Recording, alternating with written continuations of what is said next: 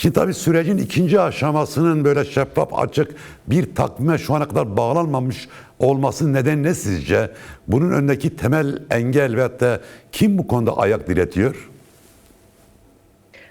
Ya tabii hani artık ikinci aşama dediğimiz aslında en kritik aşama, yani pratikte nelerin yapılacağı ve hükümetin hangi konularda adım atıp atmayacağı aslında biraz netleşeceği bir zaman diliminden bahsediyoruz ikinci aşamadayken. Dolayısıyla bu konuda parlamentonun özellikle bir görev ve sorumluluk bilinciyle yaklaşıp meclis komisyonunun hazırladığı rapora göre aslında hani bir takvim, bir çalışma programı hazırlaması ve bunu hızlıca hayata geçirmesi elbette ki önemli. Ya tabii şöyle, iktidar biz aslında hani baştan itibaren söyledik, aslında Kürtler AKP iktidarını iyi tanıyor diye. Çünkü bu sonuçta geçmişte de dönem dönem yani diyalogların, girişimlerin olduğu bir süreçler yaşadık ve Kürtler buradan aslında dersler çıkarttı ve bu zaman zarfında aslında şunu çok iyi gördük ki AKP hükümeti somut adım atmak konusunda, demokratikleşme konusunda, Kürt sorunun çözülmesi konusunda bugüne kadar, yani geçmişte bir zamana yayma politikası, bunu bir yöntem olarak aslında, yani bir hani ülkeyi yönetme biçimi olarak kendi böyle bir zamana yayarak somut adımlar atmak istememesini hep yaptık. Yani aslında tekrardan bu tarzında, bu yönteminde iktidarın bir ısrarını görmek mümkün. Yani sonuçta bu konuda hani Türkiye'deki muhalefetin durduğu yer yine hani dönüp baktığımız aslında Bahçeli'nin yaptığı açıklamalarda sürecin zamana yayılmaması, çok hızlıca adımlar atılması konusunda ciddi bir şey olduğunu görmek mümkün. Dolayısıyla aslında AKP'nin kendi o tarzının ve kendi meseleleri zamana yayıp sonuçsuz bırakma tarzının etkin olduğunu ifade etmek mümkün. Yani en azından Peki ben dışarıdan baktığımda siz- böyle bir gözlemim söz konusu diye ifade edebilirim. sizce neden Devlet Bahçeli bir hafta önce işte acele gerek yok, sonra acele etmemiz gerekiyor gibi birbirine zıt iki tane açıklama yaptı? Burada ne belirleyici oluyor? Yani Devlet Bahçeli'nin ve de Erdoğan'ın açıklamaları neye göre değişiyor? Ya şimdi şöyle, hani kendi dinamikleri nedir deyin üzerinden değişir. Bunu kestirmek elbette ki zor.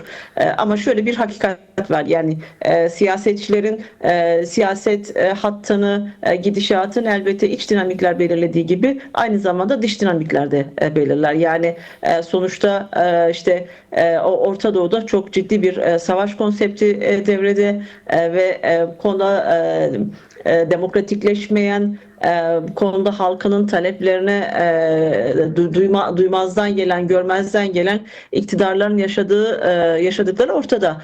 Dolayısıyla bu aslında hani birazcık politik aklı olan, birazcık politik öngörüsü olan siyasetçi elbette ki demokratikleşmenin, Kürt sorununu çözmenin Türkiye'deki, aslında Türkiye'nin demokrasinin, barışın ve refahın gelişmesine kadar etkili olacağının farkında. Dolayısıyla aslında bu denklemleri doğru okumayla ilgili bir şey. Yani bunu Orta Doğu'daki ve dünyadaki konjonktürü, yani dünya siyasetinin gelişimini doğru analiz edilmediğinde aslında ortaya çıkan bir tablo ve ben bu konuda biraz daha yani özellikle Orta Doğu'da geliştirilmeye çalışılan gelişen savaş hattının bu konuda bir dezavantaj hali yarattığının altını çizmek istiyorum. Yani Türkiye'nin bu süreçte başarıya, demokratik bir Türkiye inşa etmesi elbette ki Türkiye halklarını koruyacak yegane yöntem olacaktır. Evet. Dolayısıyla bu konuda yapılabilecek en önemli şey hızlıca ikinci aşamanın şeffaf, hani yapılması gerekenlerin çok şeffaf ve hızlı bir şekilde hayata geçirmesi, yasal düzenlemelerin gerçekleşmesi. Çünkü sonuçta şöyle bir hakikat var. Kürt tarafı son bir yılda, işte 27 Şubat'ta 27 Şubat 2025'ten bugüne kadar aslında üzerine ne düşüyorsa hepsini gerçekleştirdi. Yapması gereken her adımı attı. Şimdi aslında tam da toplumun taleplerine kulak verip toplumda sonuçta da Türkiye toplumunda da aslında barışın çok ciddi karşılık bulduğunu görmek mümkün ki Nevruzlar bunun en somut örneğiydi. İstanbul, İzmir, Diyarbakır, Van gibi büyük kentlerin Nevruzlarındaki talepler çok net bir şekilde ortadaydı. Dolayısıyla bu taleplere göre iktidarın adımlar atması, parlamentonun hızlıca meclis raporunu gündemine alıp tartışmaya başlamasına ihtiyaç var. Evet. Şimdi az önce dediniz ki AKP'nin siyaset yapma tarzı bu. Yani zamana yaymak, oyalamak. Peki böylesine stratejik bir meselede nereye kadar AKP bu taktiğini, siyaset yapma tarzını uygulayabilir sizce? Ya şöyle, hiçbir iktidar kendi toplumunun taleplerine sonsuza kadar kulak tıkayamaz. Nihayetinde er ya da geç bu taleplere karşılık vermek durumunda. Şimdi dönüp baktığımızda zaten son bir yıldır aslında çok güçlü karşılık bulan, toplumsallaşan bir barış talebi var. Ki siz de başlarken ifade ettiniz. Türkiye'deki sol sosyalist ve muhalefet partilerinin çok güçlü bir açıklaması ve sürecin şeffaf yürütülmesi için açıktan ifade ettiler. Bir keza biz yine biliyoruz ki işte kadınlar, gençler gerçekten Türkiye Kadın Hareketi ve Kürt Kadın Hareketi sokakta ve çok aktif bir şekilde barış mücadelesi yürütüyor. Dolayısıyla aslında bir toplumsal barıştan yana bir toplumsal rıza çoktan var. Dolayısıyla buna çok daha uzun bir sürede AKP'nin bunu zamana yayma gibi bir lüksü yok ki nitekim aslında bunun hele ki o Orta Doğu'da bu kadar hani farklı tartışma alanlarının, gerilim alanlarının, savaş alanlarının oluştuğu bir yerde iç barış her zamankinden çok daha önemli bir hale geliyor. Yani evet. Bu konuda öyle sonsuz bir krediyle durabilecek bir yerde değil. Çok hızlı zamana yaymadan işte bir an önce bu sürecin adımları atılmalı. Şimdi siz de değindiniz, ben de açıkça söyledim. 11 parti ortak bir açıklama yaptı. Şimdi tabii 27 Şubat 2025'ten bu yana neredeyse 13 ay geçti. Sizce bu gecikmiş bir açıklama değil mi? Daha önce sosyalist demokrat güçler daha aktif bir misyon alabilirler miydi? Neden şimdiye kadar böylesine bir ortak açıklama yapılamadı ve bu kadar gecikmiş şekilde oldu bu iş? Ya aslında dönem dönem kim açıklamalar yaptılar. Sadece belki şöyle söylemek mümkün. İlk günden bugüne bu hani demokratik mücadele hattı, sol bloktaki o ortak mücadele hattı birikerek bugüne geldi. Yani tümden bu sürecin dışında bu sürece dair söz kurmayan bir yerden olmadılar. Bu konuda özellikle son bir yıllık süreçte hem partimizin onlarla yaptığı görüşmelerde kendilerini kimi eylem etkinlikler yaparak bir araya gelerek aslında barış sürecini desteklediklerini çok açık bir şekilde ifade ettiler. Sadece dediğim gibi yani son yapılan açıklama bu konuda hem sayı hem içerik itibariyle en güçlü açıklama oldu. Dolayısıyla en güçlü açıklama olunca sanki böyle hani ilk defa yapılmış gibi bir şeye dönüştü ama kuşkusuz her siyaset hattının kendi bulunduğu yerden elbette ki bir duruşu ve meseleyi bir değerlendirme biçimi elbette ki var. Ama tümden bugüne kadar Türkiye'deki sol sosyalist güçlerin ya da demokrasi güçlerinin bu sahada gerçekten Kürt sorunun demokratik çözümünde, Türkiye'nin demokratik çözümünde çok aktif bir rol aldılar. Yani işte sokaklarda, bizim miting alanlarında, Nevruz alanlarında beraber eylem yaptığımız, barış talebini, mücadele hattını yükselttiğimiz yol arkadaşlarımız bunlar. Elbette ki şu bir hakikat, yani gönül isterdi ki bu güçlü açıklamayı belki daha önce yapsalardı. Çok daha yani sokak sokaktaki o seslerini, bizimle beraber sahada eylem yapma hallerini çok daha güçlü bir şekilde ifade edebilsinlerdi. Belki bu açıklama bu anlamıyla o gücün kamuoyuna yansıması, bu konudaki yaklaşımlarını daha net bir şekilde ifade etmeleri açısından önemli ve sürece çok büyük katkı sunacağını da düşünüyorum. Şimdi açıklama deniyor ki süreç yalnızca siyasi iktidarın ertelemeci ve tereddütlü tutumuna bırakılamaz. Bu somut adımların atılması için barış isteyenlerin bir araya gelerek gür sesi yükseltmesi gerekiyor. Bundan şunu anlayabilir miyiz? Yani bu 11 partinin yaptığı ve çok somut olan bazı asgari müşterekteki bu demokratik talepler için ortak bir kampanya, ortak bir eylem gündeme gelecek mi? Yoksa bir çağrı olarak mı kalacak bu?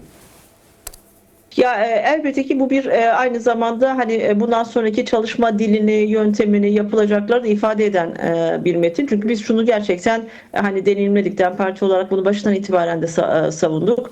Nihayetinde nasıl ki iktidar topluma karşıt bir yerden, demokrasi güçlerine karşı bir yerden örgütlü bir şekilde bir blok halinde durup direnç gösteriyorsa aslında Türkiye demokrasi güçlerine, Türkiye Sosyalist hareketlerde tam da bunun karşısına barışı, demokrasiyi, mücadeleyi savunan bir yerden bir örgütlü mücadele hattını, bir demokrasi bloğunu, bir barış bloğunu inşa etmek gibi bir yükümlülüğe sahip. Dolayısıyla aslında bundan sonraki süreçte de işte barışın ilerlemesini, sürecin gidişatını iktidar insafına bırakmayan toplumsal yapılara da Türkiye'deki tüm hani halklar, inançlar, kimlikler, kültürler, kadınlar, gençler ve siyasi partilere de öncülük eden bir yerden barış talebini yükseltmeye ihtiyaç var. Yani sonuçta gerçekten sahada ortaya çıkan bir çok güçlü bir barış arzusu, bir özgürlük mücadele hattı var. Bunun daha güçlü bir şekilde ifadelendirilmesi yeni dönem açısından önemli olacak. Tabii yani bu anlamıyla oradaki 11 partinin açıklaması aynı zamanda aslında kendilerinin bundan sonraki sürece dair yol haritalarını da bir şekilde ifade ettiğini düşünüyorum. Tabii Türkiye'de ana muhalefet partisi CHP. CHP yine çok ağır bir kıskaç hareketi diyelim, bir baskı da var. İşte belediye başkanları tutuklanıyor. Cumhurbaşkanı adayları içeride. Operasyon devam ediyor.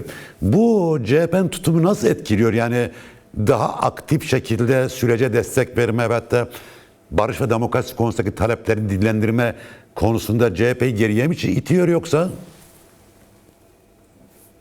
Ya kuşkusuz yer yer geriye ettiğini söylemek mümkün. Ama bir şeyin altını çizmekte fayda var. Bu antidemokratik uygulamaların tamamı iktidarın savaş politikalarından, Kürt sorununun demokratik çözümünün geç kalmasından kendisini alıyor. Yani asıl kaynağı buradan. Dolayısıyla Kürt sorununun demokratik çözümü aslında aynı zamanda şu an işte CHP'nin maruz kaldığı baskıları da dengeleyecek. Yani sonuçta hukuk herkese lazım. İşte bir hukuk devleti hepimizin ihtiyacı. Demokratik bir devlet yani demokratik bir cumhuriyet hepimizin ihtiyacı. Ve dönüp baktığımızda uygulanmayan yasalar, uygulanmayan ahim kararları ve bunların hepsinin aslında uygulanma alanları ya da uygulanmamalarına rıza oluşturma alanı aslında Kürt sorununun çözümsüzlüğü. Yani ahim kararları dönüp baktığımızda işte ahim kararlarının uygulanmaması, haksız gözaltı tutuklamalar, belediyelere kayyum atanmalar, bunlar Türkiye'deki işte CHP son bir yıldır yaşıyor. Ama Türkiye demokrasi mücadelesi son 10 yıldır bu sorunlarla cebelleşiyor. Yani son 10 yıldır Türkiye'de uygulanmayan ahim kararlarını ve özellikle Kürtlerle ilgili verilen kararlar, DEM Parti'nin mirasını devraldığı HDP'nin seçilmişlerine yönelik yürütülen süreçlerin hepsinde bu hukuksuzluklar uygulandı ve uygulanmaya da devam ediyor. Yani halihazırda 10 belediyemizde kayyum atamasının olmuş olması, yani dolayısıyla bu sorun hepimizin sorunu. Sadece buna karşı birlikte mücadele yürütüp gerçekten bir barışın inşa edilmesi, demokratik bir cumhuriyetin inşa edilmesi, Türkiye'nin hani demokratikleşmesi hepimizin ihtiyacı olan bir şey. Yani mesele bir siyasi partinin yaşadıkları gibi ele aldığımızda işte onların Bu aslında barış ihtiyacını, barışın toplumsallaşması ihtiyacını da bu anlamıyla zayıflatan bir yerden duruyor ve barış Türkiye'deki bütün antidemokratik uygulamalarda Kürt sorununun çözümsüzlüğü, savaş politikalarındaki ısrar hepimiz bunun farkındayız ve bu toplamda aslında bizim bir barışa ihtiyacımız var. Biraz bunu hani Türkiye'deki tüm siyasi partilerin CHP'nin de ben belli düzeylerde meseleye hani özellikle kim aktörlerinin meseleye böyle yaklaşıp ele almasının daha yani böyle aldığını düşünüyorum ve bu da aslında belli düzeylerde bir pozitif yansıması da var kuşkusuz.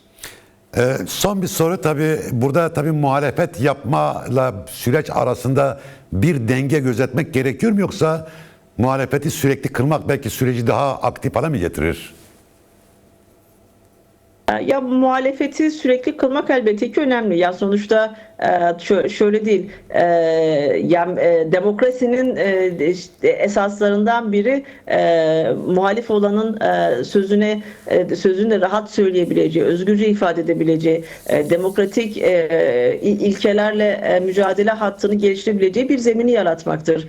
Dolayısıyla biz hani barışı konuşurken, Kürt sorununun çözümünü konuşurken bir muhalefet çizgisi, muhalefet olmaktan çıkıldığı anlamına gelmiyor. Aksine daha güçlü bir şekilde toplumsal taleplerini yükseltecek, bunlar için bir mücadele hattını güçlendirecek bir zeminden bahsediyoruz. Ki nitekim özellikle barış süreci, Türkiye'deki çözüm süreci tartışılırken hep şunu söyledik. Dünya örneklerinden ayrılan temel şeylerinden bir tanesi müzakerenin ve müzakerenin ve direnişin iç içe geçtiği bir hat var. Bu biraz bizi dünya örneklerinden de ayıran bir temel özellik. Yani belki de karakteristik özellik bu.